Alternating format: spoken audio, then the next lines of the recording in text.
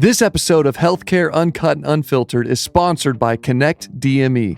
Connect DME provides over 4,000 products to patients nationwide for below the Medicare allowable rate, which helps your self-funded plan or TPA control costs for your durable medical equipment spend.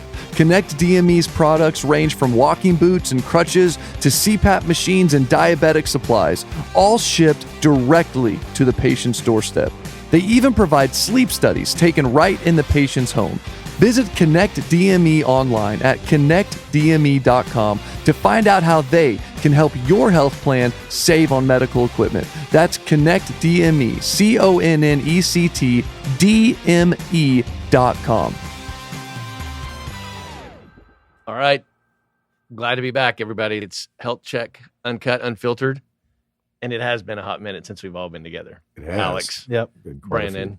Our last adventure had us up in Kansas City for the annual Free Market Medical Association conference. We're here with a great friend, a brother in the benefits business. He started a whole band of brothers, band of benefits brothers, I think is what we were calling it. His name's Tom Bartlett. Goes by other nicknames. We'll let those things come out as we get to know him a little bit better today. But man, Alex, I couldn't be more excited to get Tommy onto the show with us and kind of pick his brain a little bit. And one of my main ideas, and we can let this thing go however we want, but one of my main ideas here was to reflect a little bit on the FMA conference that we went to and bring somebody in that was at the very first FMA conference and kind of just from his perspective hear a little bit about what he thought was happening and now that's evolved as much as it has. Tell us kind of what he sees and maybe even get into the little Nostradamus type of prediction on where this FMA movement can go.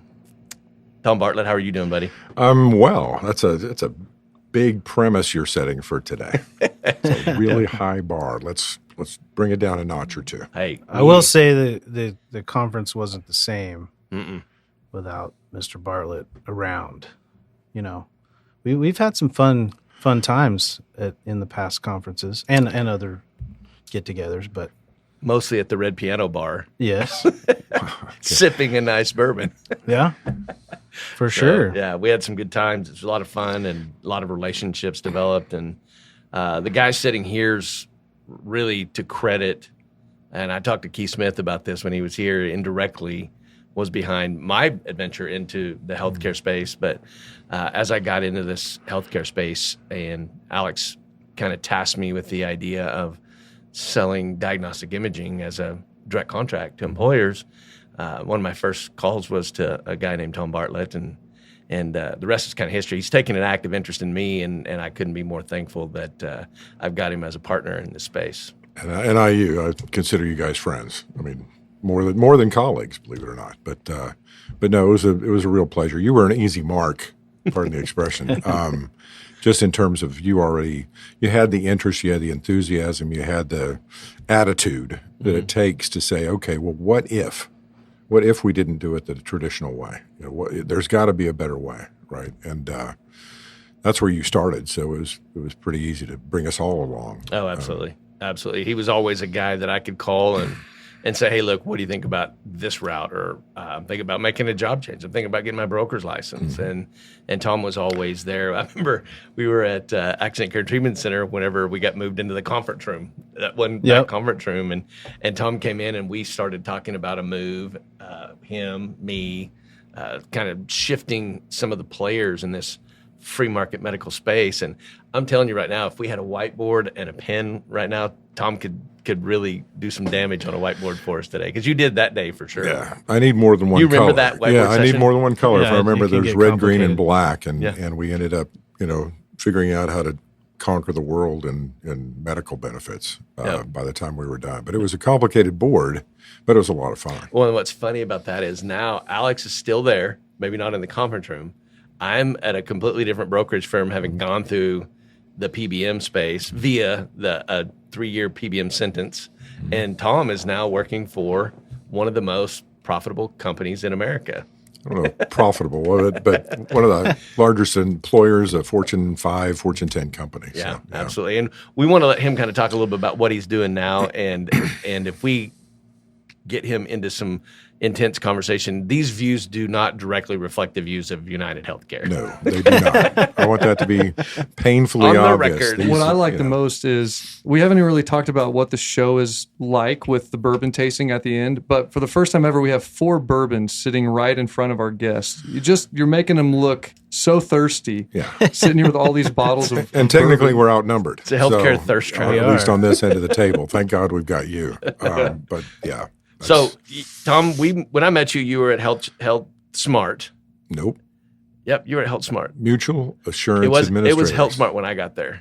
No. I didn't catch you at MA. It had just changed. It had just been acquired. All right. But I know MA. That's because when I stumbled into this and I pulled Mark in begrudgingly, we were lost. Like we didn't know who to talk to. Who I think I'd closed county and I knew Dr. Smith, but then we just start getting people were calling us, and Tracy Krager was one of them. Yeah, so we go meet with her, voicemails. and then it just kept happening. Oh, you need to talk to this person or that person. And you were one of the people. I don't remember who. Maybe Tracy. I don't remember. It was who Tracy that suggested brought me into that. Yeah. we need to meet. No, it wasn't. It was Dan Oliver. It It was was? Dan Oliver. I reached out to Dan Oliver first, and Dan always recognizes an easy mark when it can come to a dinner. He knows when he can get a dinner. That's true. Yeah. And I hope Dan Oliver hears this because Yeah. I will absolutely call him out on this. But he recognized this, and he says, I'm going to bring a buddy of mine, Tom Bartlett. And we all met at Tommy's Italian restaurant up on Memorial. And we started talking and having conversations. And Tom looked over at me and he goes, you need to talk to Tracy Krager.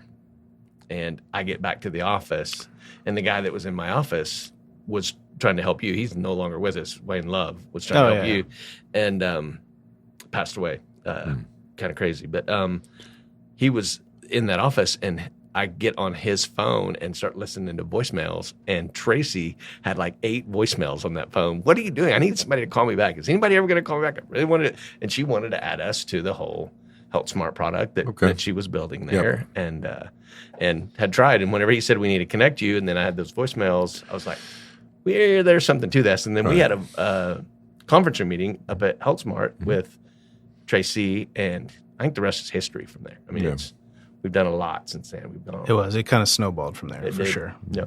Kempton, you opened up the door for Kempton.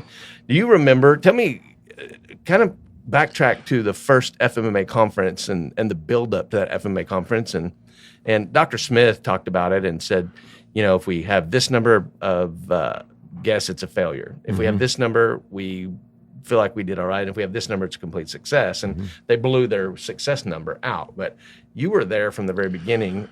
Tell us about the build up to it and what you thought about the first FMMA conference. Sure. Well, and you got to understand, I came from independent TPAs, right? Independent TPAs, their whole nature is, as an independent TPA, we are solely interested in the benefit or the beneficiaries of the plan that the plan sponsors, right? The network game is the network game. The non-network game is elusive. And I always had that kind of, we can do it better kind of thing. That's always been kind of my calling card. We met, this predates, I think, even Jay. We met with Keith, and it was myself, our head of operations, the head of our marketing. We were in the room when he described what he was doing with his health plan and what he wanted to do with other health plans as mutual assurance administrator. That's why I can remember it back to the MAA days. And we came in that room and we kind of listened to what he said and kind of all said, you know what, this guy's, we think he's onto something. We're not sure. And when we walked away, we said, well, can we operationalize this? And at the time, we were a fairly good-sized, medium-sized regional third-party administrator. And we said, this is a little too complicated for us to spend a lot of time, energy, or effort in terms of resources and more immediate return on investment. So I think we kind of had the opportunity to be Kempton administrators, if you'll pardon the expression. But we were told that, and we said, you know what? And I had this sneaking suspicion there's something there. And right when the county was John Wilkerson, I think, at the county kind of said, we're going to do these direct contracts. We want to do something with, I don't know if it was CARE ATC. There was a It was I Am Well. I Am Well. That's right. The physician have their own kind of practitioner to do kind of the front end, Primary care, and just get everybody. As if you're going to join the plan, you got to go in and get a physical kind of thing. And they wanted to kind of set the stage so you could really aggregate. You could really figure out what have we got on our plan in terms of risk. Do a risk analysis from a informed place, which sounds crazy. This was, God, 2007, 2009, something like that. And in doing that, Tracy Kreger was instrumental in making that work at our place. Tracy was the head of our kind of care management, but more than that, Tracy had a real drive, a real enthusiasm and those of you who know Tracy, I don't know if she's been on this show yet. Not yet. I'm sure she will. And when she does, you'll enjoy it. She had a real thirst for this. And we started going down, I guess MA was purchased at one point at Health Smart. We started going down the Smart Choice is what we kind of came up with, and Smart Choice. And that came about around the same time as FMMA started to kind of rear its head. And we said, well, we got to be a part of the conference. I mean, Tracy knows these people. She knew Dr. Smith. We had started with that referral process through the county, unofficially, not as a member of FMMA necessarily or other. We was really plan sponsored by plan sponsor. And when we got to go, I wasn't the part of the DNA necessarily of the formation of it, but we were at the table. We weren't firmly at the table, but we had a chair. We'll put it that way. We filled some space, and it was remarkable because it was oddly familial. Everybody brought their attitude and their interest, and we were setting aside not necessarily our personal interest or our business interest. We were just looking for the greater good. I mean, it sounds really naive and kind of goody-goody, but we saw there was something better to be had, and we just didn't know who could play what role. And our goal was the same: who's going to play what role in what time and over what period, and who's going to hold what duties and responsibilities are. And Keith had a real gift for it within his operation, and obviously Jay has done a tremendous job in terms of the administrative pieces of it. But at that first conference, you could get the sense, because there were some pretty big names. He brought in some pretty heavy hitters, and he had some interest nationally. Early on he had some, because he was the first guy to say, you know what, I'm going to post my prices right here. I'm going to put them right here in black and white. I'm not going to take Medicare dollars. You can't do this. You can't do that. So he did that, and it was bold. I think, according to him, the first people he saw were Canadian. But after that, as it started to catch fire, that conference, it was, I don't want to say electric. That sounds a little too intense. But there was a lot of quality discussion. A lot of connections were made at that first conference. Buzzworthy. Yeah. And people walked away saying, you know what, we're not there yet, but I think we can get somewhere. And I think it's going to be somewhere good. And the good there was not only about the plan sponsors, it was about the patients, right? And the patients and the caretakers for those patients. If we can do a better job of that and bring down the net unit cost somehow, then, with the tipping point we were talking about Malcolm Gladwell earlier, that tipping point that everybody hits, whereas, medical debt's rising and all these plan sponsors are saying, man, get me out of the benefits business because I can't afford it. Sure. I thought we were an answer for that. I really was confident that we could, secure this and help move it forward. I think I'm trying to remember, was it Keith that was on the piano? I mean, there were some interesting moments. I'd love to see that. Yeah, where we had families participate. I mean, it wasn't necessarily carpool karaoke style or anything funky like that, but it was, by the time you were done, I don't want to say there was a hug feeling, but you felt like, yeah, we know what we need to do. We kind of know where we're going. You're endeared. Yeah. I mean, I felt very comfortable and confident that this better way is on its way. And obviously now we've seen some of the fruits of that in the global or in the national market with some of the legislation that talks about transparency and coverage and things like that. I still say some of those things that snowball started in Oklahoma City. Originated there. Yeah, well, Keith said on our last podcast that he was there when Yeah. it was signed, and I don't remember who. It was one of the congressional members turned to him and said, "We all know this started in Oklahoma." Yeah. You know, so and it did, you know, which is quite amazing, actually. Yeah. And I'm not going to talk a lot about my career, but what ended up happening with me was HealthSmart wasn't a good fit for me. I ended up going to a group called HealthScope, which I know that's for those who are not familiar, that's a tough email to change. But Never thought about HealthSmart, that. HealthScope, and I kept getting calls from HealthSmart saying, you know, Tom, you need to tell people you're not here anymore. I did. Well, they're still emailing you. So there was that fun to it. But HealthScope had a different attitude. It was not part of a private equity situation that HealthSmart was kind of complicated into at that point. And Mary Catherine Pearson believed in this philosophy. I had to kind of Tracy and the team and you and the team were going a little different direction.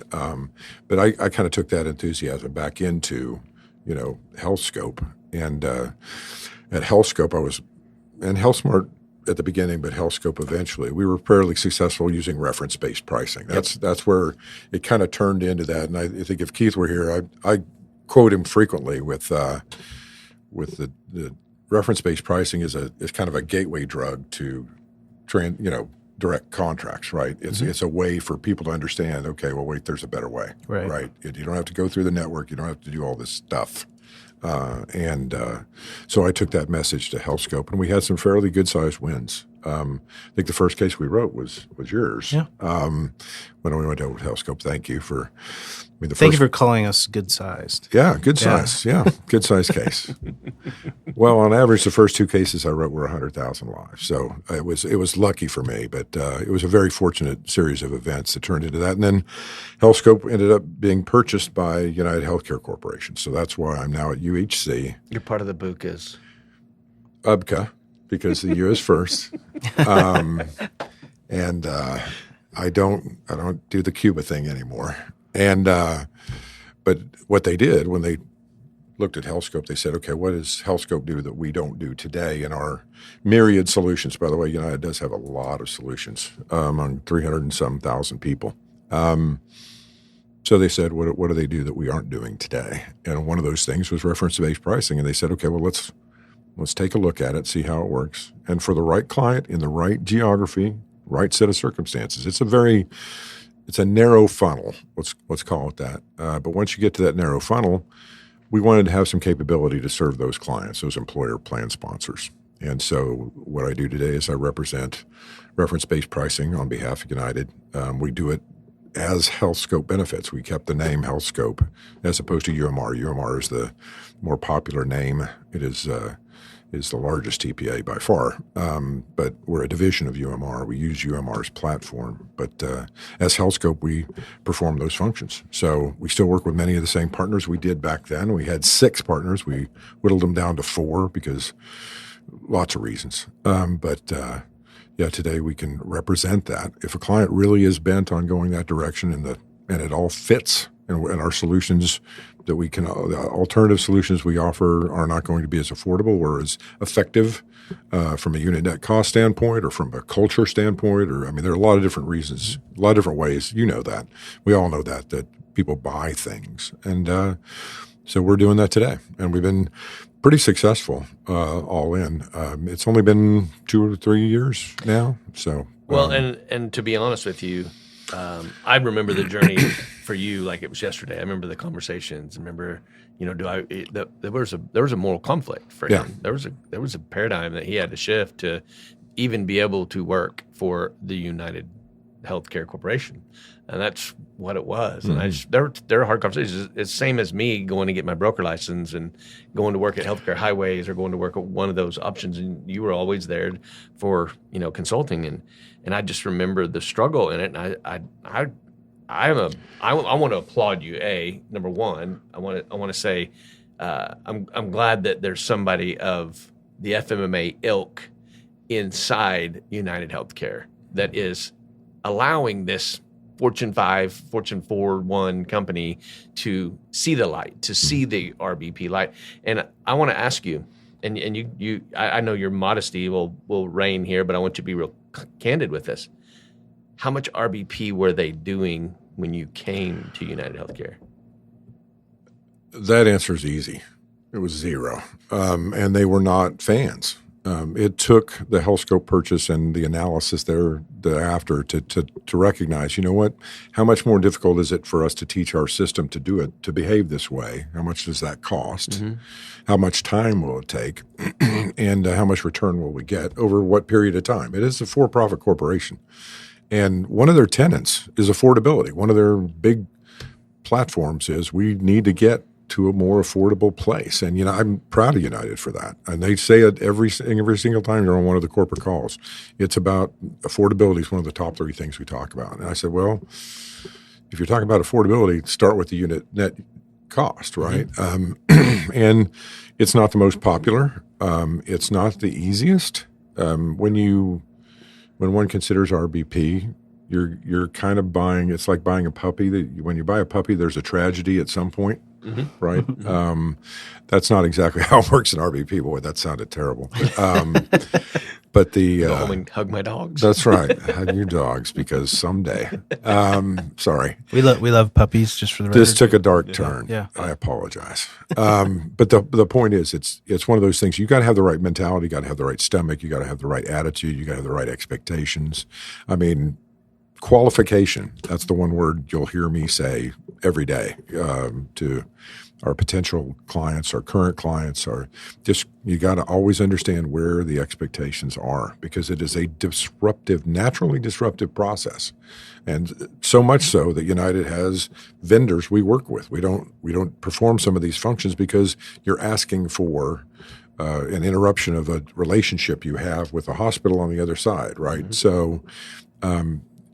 I think slightly obnoxious is how most people describe me, mm-hmm. and it kind of fits in RBP. It's a slightly obnoxious solution, but again, with the FMMA and all this kind of stuff, when I made the move, it was not popular among some of the former crowds. Oh no, it was frowned upon highly. There were white papers written about it. Well, but the point is, where can I do the most good? White chocolate paper. Stop it. Really. Stop it. The point is, where could I do the most good? And I felt like I could do more good, where we're seeing, we pretty much see every account almost every year, every two or 3 years at United because it's a national organization and it's got a fairly healthy footprint. So I felt like I could do more aggregate good by bringing that message to United and teaching them, and UMR's been a tremendous place for me to work. They've given me enough rope and they've given me enough latitude, and it's a perfect job for a guy like me. I mean, it really is. I get to be partly diplomatic, partly socializing, partly educating. It's a process, and we've been working the PPOs for 40, 50 years Lord. Now. So trying to wean a population off of something that they've grown comfortable with over 40 or 50 years, that's a generational thing. I want to get a little elementary for a second, and Sure. RBP stands for reference-based pricing. Oh, yeah. Will you give us a little overview of the plan, the directive of RBP, what they're trying to accomplish? And I would like an update from you on what you think RBP looks like in the state of Oklahoma now. Okay, let's talk about the methodology itself first, because the methodology is important because that's where the basis for all this is. That's reference-based. What do they mean reference-based? Reference is Medicare has a standard rate they pay, and there's also a thing that hospitals submit to the CMS. CMS, they report their cost. So there's Medicare, and then there's their reported costs. So those are the references that we're talking about today. You go into a hospital, you have no idea how much it's going to cost. You may know how much it's going to cost you, but the plan doesn't know how much it's going to cost them. And so they're dealing with going onto a car lot with no stickers in the window. Mm-hmm. You just pick out a car, you drive off, and somebody else pays for it. It costs you $1,200 to drive off the lot, but you have no idea how much it costs your employer, right? And there are situations where people are driving off with, Lamborghinis and they don't even know it. And then the employer gets it and goes, oh, wait, that was $250,000, right? So that's reference-based. What it does is it puts a sticker in the window. So there's a number out there, Medicare, CMS cost. There's a number, a reference from which to build a rate. So instead of like selling your house like you would, where we're putting our house out for sale and we're putting our price. What ends up happening is you kind of auction it, right? Mm-hmm. If you ever think about auctioning a house, you kind of go, well, that's a different way of doing things. Well, that's kind of what you turn it around, you flip it around and say, okay, here's what the plan is going to pay for your knee surgery, for your elbow surgery, for my hernia surgery, cataracts. Anyway, so you get to that point and you say, okay, here's what we're going to pay. And that's we'll either pay and defend it, like after the fact, we'll pay and defend it, or we'll reach out to you beforehand. When you do the pre-cert, we're going to say, oh, by the way, we're going to pay you this much. If you're not okay with that, tell us now. Otherwise, you're going to give up the right to balance bill. And balance bills are the ugliness of reference-based pricing. But the idea here is we're starting with a number. We have something. Medicare. We have facts, right? Can't negotiate facts. So not a discount off of nothing.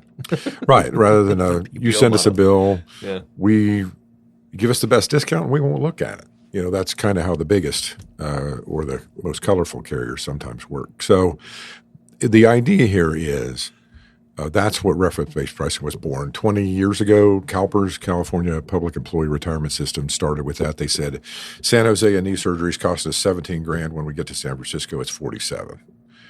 Let's stop that. How can we stop that? Well, Medicare pays this much. Okay, we'll pay Medicare plus. We'll put a profit on top of it. They said, okay, in San Jose, we're going to pay you $20,000. In San Francisco, we're going to pay you $20,000, roughly the same, only for some zip code references, and say that's what we're going to pay. If you choose to do this surgery, that's what you're going to get, right? So the idea there was valid, and that's where the first generation of reference-based pricing vendors came about. Very successful in certain markets, Texas being one of them. And they went out there pretty wildly, and Texas is the Wild West, so I can pick on them. We're Okies, so I think we're all Okies. But sorry if you're listening and you're not Okie. We're not. Horns down. So the point is, they had a lot of success, and the hospitals were not happy. Once they get to a certain number, the hospitals start paying attention, and they start to go, well, wait, hold on. We can't see these patients that have this card or have this vendor on it. And they started making it very complicated. So from that version of events, that first version, that was 1.0. When it became 2.0 and 3.0 was, instead of pay and defend model, the whole here's what you get, we'll see you in court, we started doing the ask model, which is, what do you think about this? Does this number work for you? If not, let's figure out what the number is, right? And so that's what that worked out. Now we're in reference-based 5 and 6.0. There are immediate payment vehicles. Mm-hmm. You can do immediate negotiation vehicles. There are concierges out there, both independent of United and some inside United, that'll kind of walk you through the process, walk the provider. The provider is generally the one that you want to make sure gets it. The loose cannon. Yeah. I think that's a little harsh, but I'd say it's not necessarily all battened down. Mm-hmm. So, but that's the process now has gotten so much more elaborate and so much more supportive. And, it's, I think in terms of the Nostradamus things, no, I'm not telling you what the horsemen are telling me or what the voices in my head say. But I think it's all part of that movement of transparency and coverage, and the no surprises part of mm-hmm. the comprehensive or CAA, the Comprehensive Appropriations Act. All that stuff that's become kind of more popular in the mainstream of politics is the transparency. Plus, the data is getting smarter. I'm not talking about AI or even machine learning. I'm talking about the data. You can really comb into that data and say, okay, well, what's going to happen to Mark in 5 years, 10 years, 12 years, 24 years? I'm probably a walking picture of a pre-diabetic. So they're going to say, okay, well, what do we need to do with Tom, right? They start this whole really not just annualizing, but socializing the process. And there you've got social media, you've got the interactive media. I mean, it's all kind of moving toward not AI, but more of a customed benefit design, right? Where you can really customize the benefits toward the individual or toward the dependent or toward the family or the issues. Right. And identify those. I'm not even talking about the genome stuff because that's a whole other privacy issue. Pharmacogenomics. Yeah. And I hope I'm not boring people terribly here, but I think that's where it's all going. I think in 10 years, medicine is going to look different because the way we pay for medicine is going to be different because the way we treat medicine is going to be different. So I'm glad that I'm on the fourth quarter of my career and I can see the clock counting down because I applaud you all for doing what you're doing because it's going to look different and it's going to take a lot of chutzpah. I want to be careful what words they use. It's going to take a lot of focus, energy, and concentration for you guys not to let your eyes off the ball and let other things take precedent. Because in today's political environment, I mean, there's all this stuff that's all mixed into it. But I think we're all going to end up better. We're all going to end up with better treatments, better protocols, better medicines, more applicable medicines.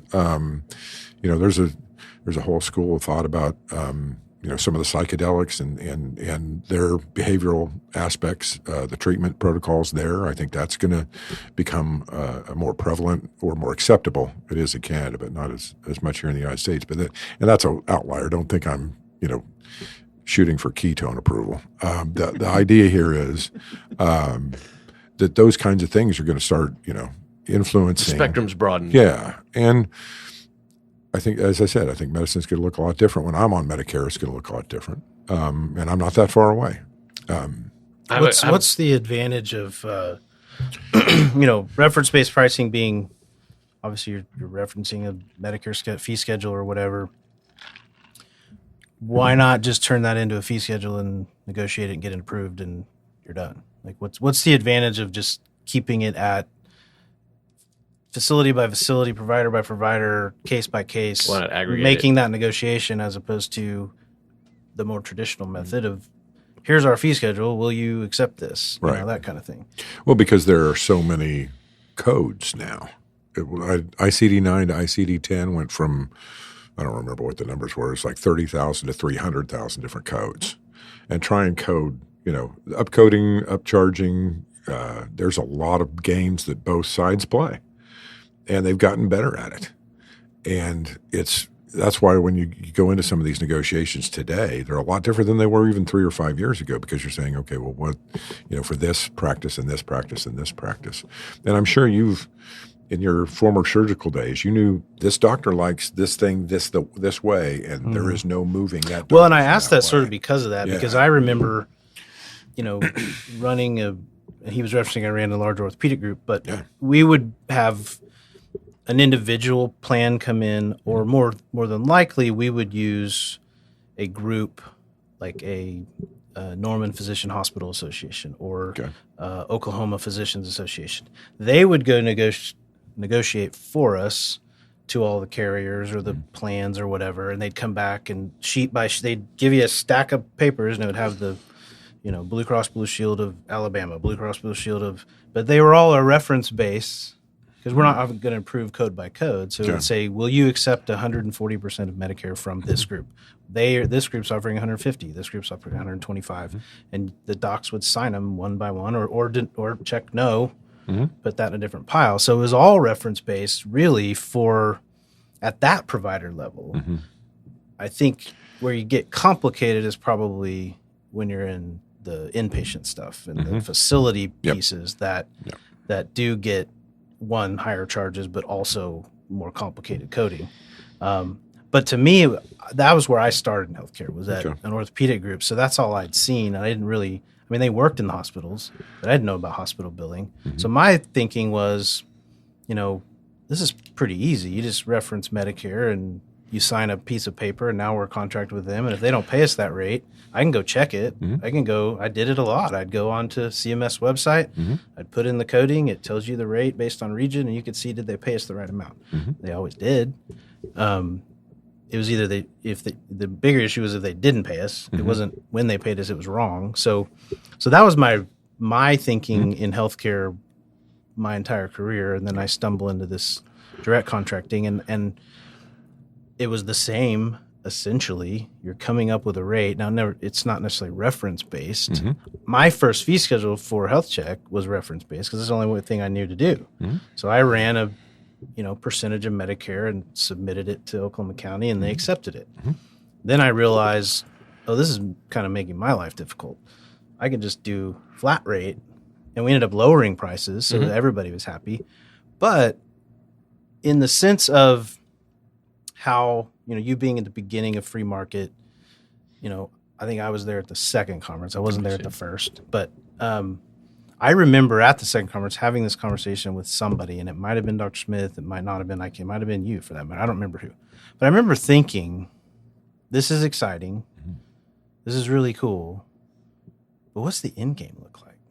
And I was literally thinking in my head, and I think I said it out loud, guys, if we accomplish this, we won't have a job.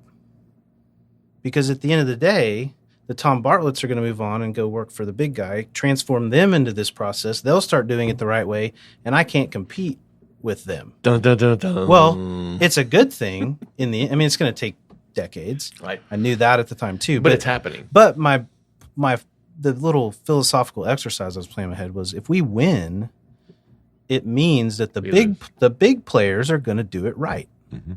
Like, really, that should be the end goal of FMMA, is that the whole system changes to play ball the way that we're suggesting that they play ball.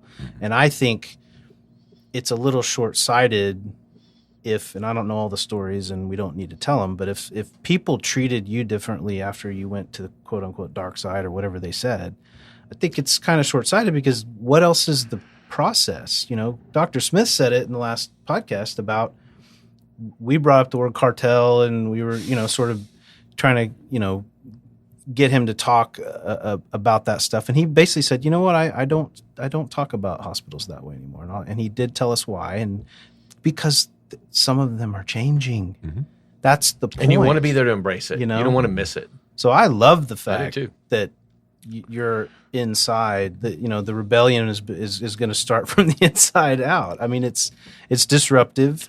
And and I'm sure there's people, at whatever carrier, whatever network, that don't like this process. And there's certainly people at hospitals that don't like this process. But I think at the end of the day, change is coming. And the earlier the big guys embrace it, the better off they're going to be. Well, there's not another carrier embracing this that I'm aware of. I don't. There are a few alternatives that are similar, but not something that's internalizing it like we are. Yeah. That's where I think we have a significant advantage. But I think you're right. And I don't want to say Nostradamus. I do. Predicted your demise. But the idea here is the same. And what you're talking about there was ICD 6 or 7. We've got 200,000 more codes today. Again, it's all become more complicated.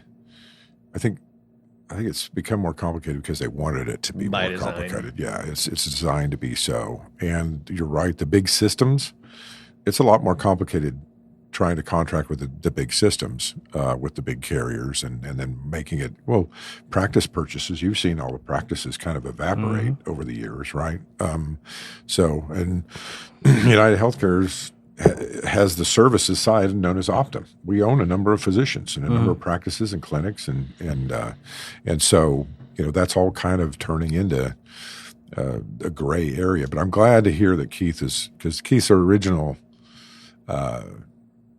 I got to watch what words I use. I think his original attitude was, they're all crooked, and they aren't. He's a white herb, and I kind of went along with him, but I've been proven incorrect. And you're right. Part of it is them going, you know what, we've got to get better at our business model as a hospital, as a facility, as a surgical center. We got to compete more. And I think that light of day, part of the transparency and coverage and all this, the movement that FMA is doing, helps shed light on that. And it's common sense when you really break it all down. It's just common sense is rare in the health benefits field. Well, they realize that the changes aren't monumental. Yeah. Small tweaks, small changes, and we can still get this referral business in and still create revenue. We got to keep these lights on too. These MRIs aren't cheap. Yeah, and PBMs and labs and X-rays and treatment protocols have changed a lot too, because again, systems getting smarter, data's getting smarter. The default sequence for the physicians isn't to. I mean, every surgeon doesn't start out at surgery like they used to. Yeah. Right? They really start to look at, okay, what can we do that's the least invasive and can show the most good most immediately, and then we'll talk about surgery, right? And work it into a lot of different protocols or procedures. I think that's all being rewarded. Value-based care, value-based design is the word you probably heard the last few years, and I think a lot of that value-based stuff is paying doctors to do better work more frequently and more rapidly. I mean, that's the whole idea. Is the doctors, they don't like chasing deductibles. Nobody wants this medical debt around one of their patients' necks. And they can understand when you say, okay, guys, instead of why don't we, and if you say it the right way or you have the system set up the right way so they can default to it, no harm, no foul. Right. And the physicians aren't the problem either. It's, again, there's that whole continuity of care that we've just used to been doing the same way over and over. And it, at a certain point, that's the definition of insanity. So I think we're getting there. Speaking of doing things the same way over and over again, what's your experience inside the big belly of the beast right now with adoption of RBP? My question on this stems towards, is it harder to get the customer to buy in, or is it harder to get the producer to buy in? I don't think it's an either or. I think every opportunity is unique. When I look at the last 2.5 years of experience, a lot of it comes from the driver of cost management. I mean, really, we got two schools of thought. There's either the strategic buyer who says, I want my benefits to, reflect exactly how we are as an ownership and all that good kind of stuff. When that's, a little, you could think of West Coast or Drew Jacobs, the Silicon Valley kind of stuff, and that shows you how old I am. But the other part is the cost. That tipping point we were talking about earlier, at a certain point they're going, man, what can I do that will radically change the expense on my balance sheet? And that's when the consultants will bring that to light. We're distributed through United Healthcare. We're distributed by ourselves or UMR even. And they bring us to the table and say, okay, let's take a look at this. Let's see what this would look like, smell like, feel like, taste like.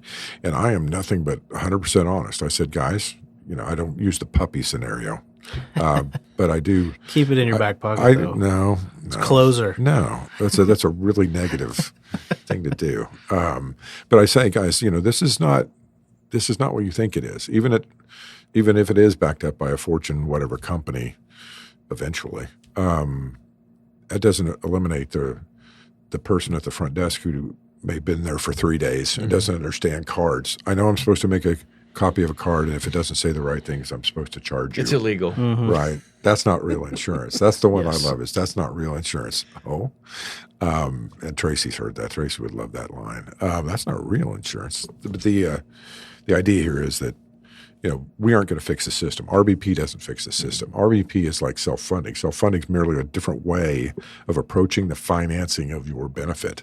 RBP is a different methodology for reimbursing particularly facilities on the basis of the services they provide. So these are all just tools that eventually, you combine enough of those tools, you can win, right? And I think United's done a heck of a job. They're a very innovative company. That's one of the funny things. When I joined the company, there was a person who went to the other side out of United to the brokered side. And I said, tell me about what's going to happen here. What am I getting myself into? And he said, it'll take you about 3 years to figure out where you are. And I said, wow. And it wasn't exactly right, but he was pretty close. But he said, what you got to understand is this is a solution factory. Some of their solutions are looking for a problem. There isn't necessarily a problem, but it's a very innovative corporation, and they're right. I mean, my competitors, I guess, for lack of a better word, Your colorful are competitors. internal. I mean, these are other solutions that we have, and I'm like fighting for shelf space. Yeah. In my Safeway, and suddenly I get, I'm in the back corner near the restroom, so I'm kind of going, wait, what happened to reference-based pricing? Well, we got these other products, and they do almost the same thing, and that's, again, perfect time for me to be where I am, doing what I am. I really enjoy it. I like working with you guys again.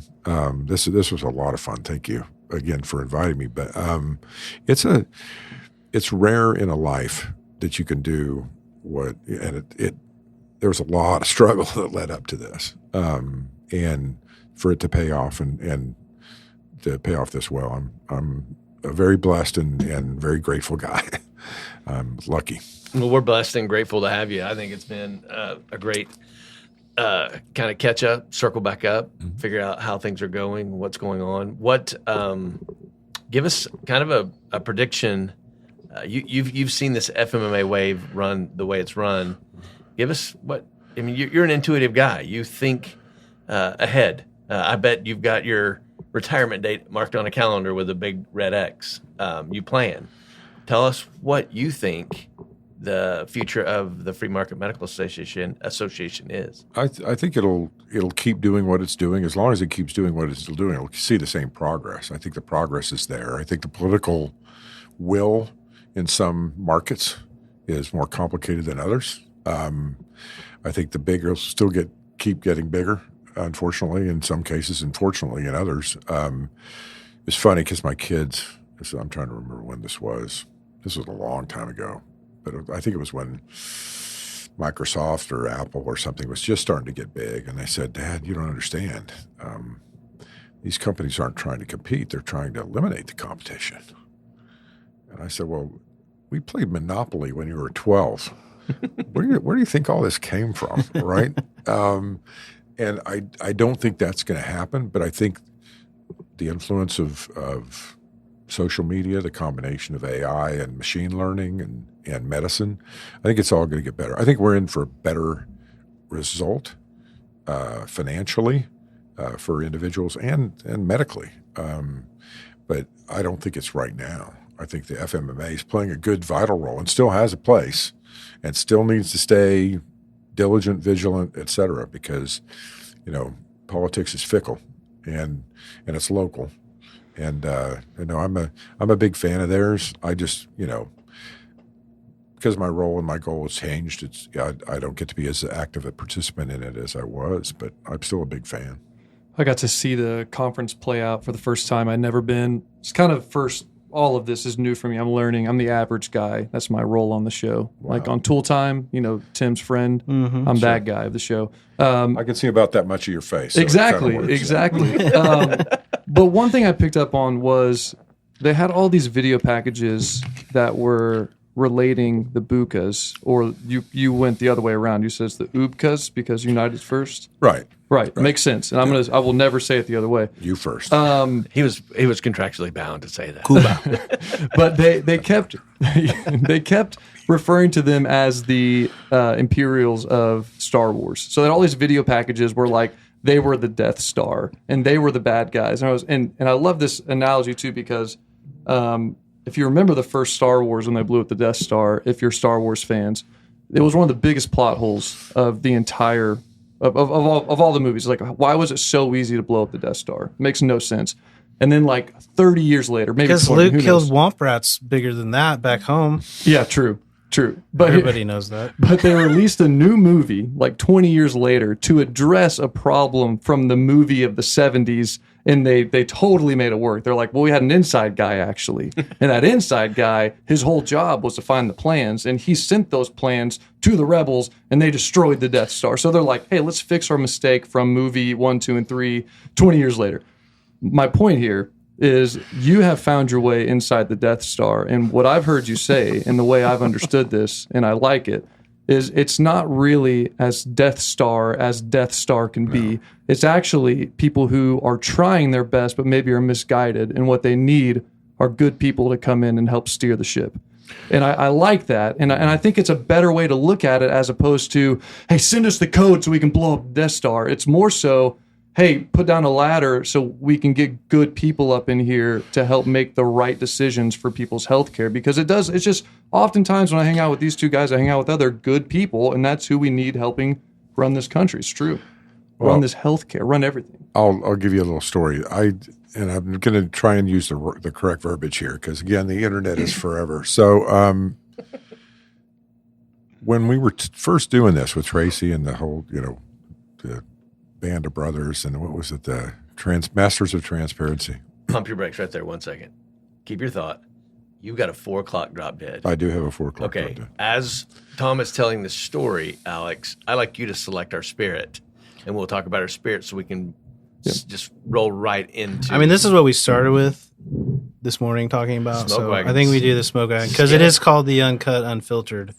Well, So and it's we're fitting old for school, the show. right? I mean, we're OGs right here. That's aren't right. Well, while Tom's telling our story, I want us to pour up a couple glasses that we can toast. And I want to get you out of here on time. I want to be Okay. a good steward of your time. But anyway, I you put a appreciate pin that. in it, pull the pin, and finish the story. we? Okay. The Masters of Transparency, going back to there. And careful. I can remember one of the first meetings we had. I think it was at Tracy's office downstairs at MAA, Yep. and we were kind of brainstorming. Okay, who does what? Who's bringing what? We're going to go Top Golf, all this good kind of stuff. And we said, well, what's the point? What are we really trying to walk away from this with? What's the message? What's the point? The point is, like-minded individuals. Let's all, let's share. And speaking of sharing, Yes, here, cheers. Prost. Here for you. I'm so I glad. got To you. Tom Bartlett. No, God. To white chocolate. There's got to be.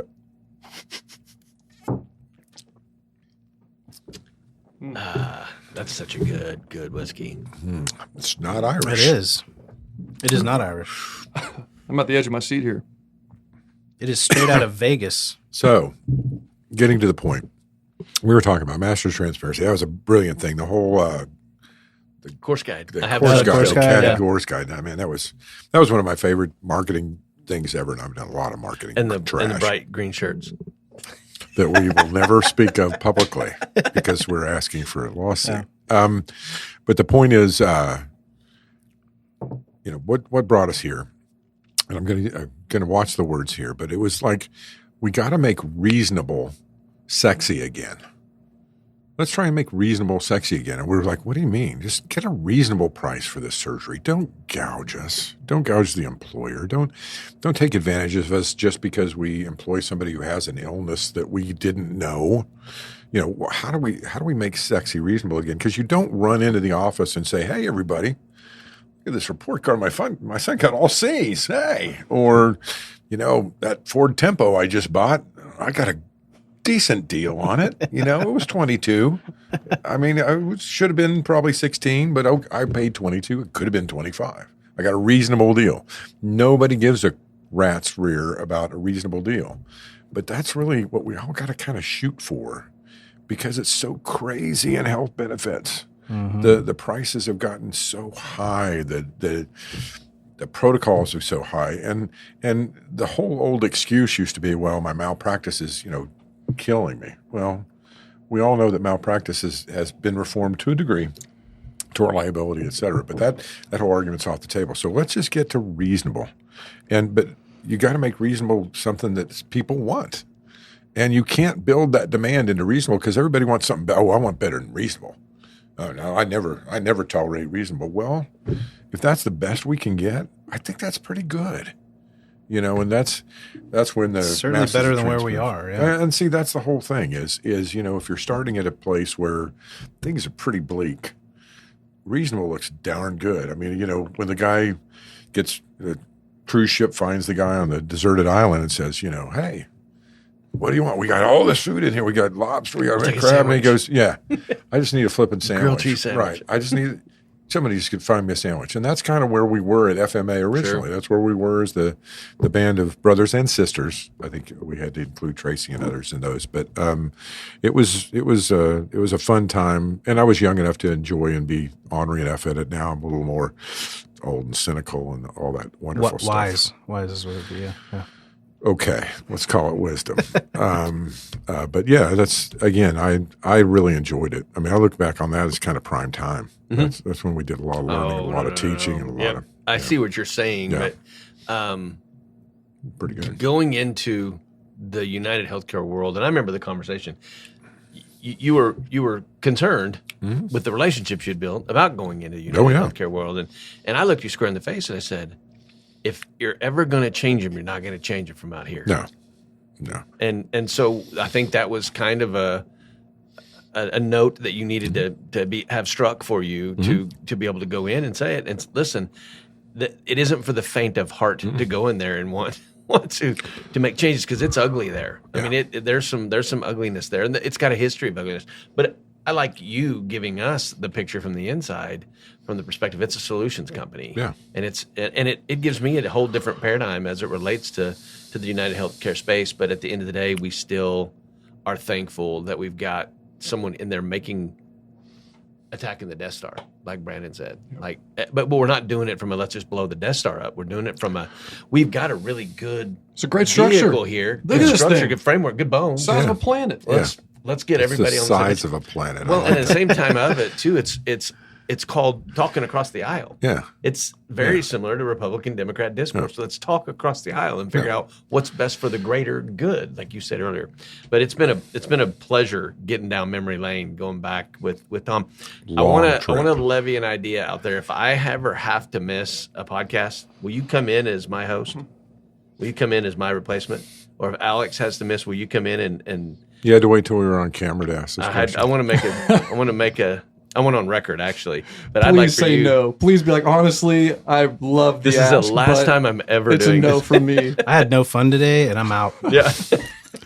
My toys. Okay, I'll do this. All 22 of you, listen up. That's beautiful. Singer. This is, I mean, it's fun. Yeah. I mean, I like the sound of my own voice. I enjoy talking about this stuff. I live with the nightmare that my high school yearbook on my senior picture says what Tom enjoys doing is mellowing out and talking intellectually. Keeping it real. That's Wow. from Pohai class. Did you have of a 1980. ponytail? Sensitive Almost. ponytail, man. I did not have a ponytail. Play some Bob Marley around the I was campfire, never that. you know? No, that was we had the Future Cosmic Leaders Association. I was not a member of that. It Were was any of your garments crocheted? Future Cosmic Leaders Leaders. Association. Yeah, and one of those people on the Future Cosmic Leaders Association ended up being a highly decorated engineer at NASA. Oh, wow. One is a well-known, renowned physician. I mean, these are the Future Cosmic Leaders Association. I never was a part of it because I wasn't that smart, but I loved the fact that they petitioned the high school to get it as an approved association. So it was a FCLA, and I was impressive. not a member of that. But yeah, this was a different time. You But, remember adjacent. I'm not. Again, I have to live with my own shame, but pretty good at that. But yeah, I'd be thrilled to. I mean, depending on who you had in here and what they thought of me. I didn't hear a lot of contrarianism from you. I was looking for. I was waiting calling for you me to out say on something stuff. that was dumb, and you didn't do it. That's because I had to go. I know, Right. that We hard just- we stop. I ran feel like out we of were time. almost there. Yeah, and we ran out it of didn't time. happen. Sure, I get it. Well, I'm excited. This has been a great episode for me. I would love to have another opportunity to get you on. There's a lot. I always say Tom's a lot like Shrek. He doesn't look at all like him, but he's Shrek in the movie talks about being an onion Oh, the and layers, how you got to yeah. peel all these layers back to the onion. And I think we got down to one or two. There's just so many more layers Wow. there that I think we could get to. And it's just an enjoyable time anytime we're able to share with you. I'm glad you joined us. It's my pleasure. Brandon, any last wrap-up thoughts? It was a great episode. Episode 9 in the books. And can't wait for what's next. Sounds great. Thanks for joining us on Healthcare Uncut and Unfiltered. Thanks for having me. Bye, guys. See you.